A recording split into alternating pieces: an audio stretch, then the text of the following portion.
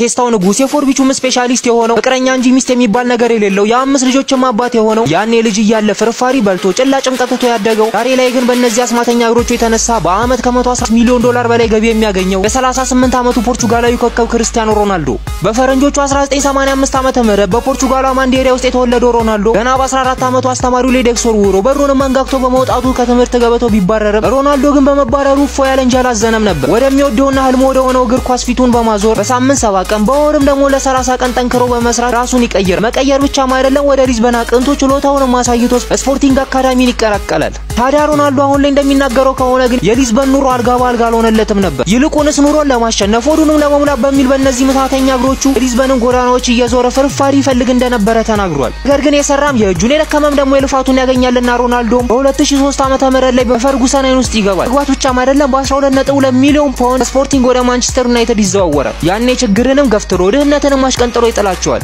ታዲያ 5 ባላንዶሮች 5 ቻምፒየንስ ሊጎችና 2 ላሊጋዎችን ማሳካት የቻለው ሮናልዶ አሁን ላይ ከሳውዲው ክለብ አልናስር ብቻ በአመት ከ200 ሚሊዮን ዶላር በላይ የሚከፈለው ሲሆን ከተለያዩ ስፖንሰርሺፖች ደግሞ በአመት ከ45 ሚሊዮን ዶላር በላይ ነው የሚያገኘው። ታዲያ በልፋቱ በጥረቱና ታታሪነቱ እዚህ ጋር የደረሰው በኢንስታግራም አካውንቱ ደግሞ ከ590 ሚሊዮን በላይ ተከታዮችን ማፍራት የቻለው የቅንጦት ዓለሙንም እየቀጫለው ሮናልዶ 20 በላይ ቅንጡ መኪኖች ሲኖሩት ከነሱም መካከል የ4.7 ሚሊዮን ዶላሩ ቡጋቲ ቺሮን የ1.7 ሚሊዮኑ ቡጋቲ ቬሮን እና የ100,000 ዶላሩ BMW M6ን ጨምሮ ቤንትሌይ GT ስፒድ፣ ፌራሪ F12 TDF፣ ሮልስ ሮይስ ፋንቶም የተሰኙት ከብዙዎቹ ጥቂቶቹ ሲሆኑ 30 ሚሊዮን ዶላሩን መጅለግ ጋር የገዛውና ስሙም ጭምር የተሰየመ የግል አውሮፕላንም አለው።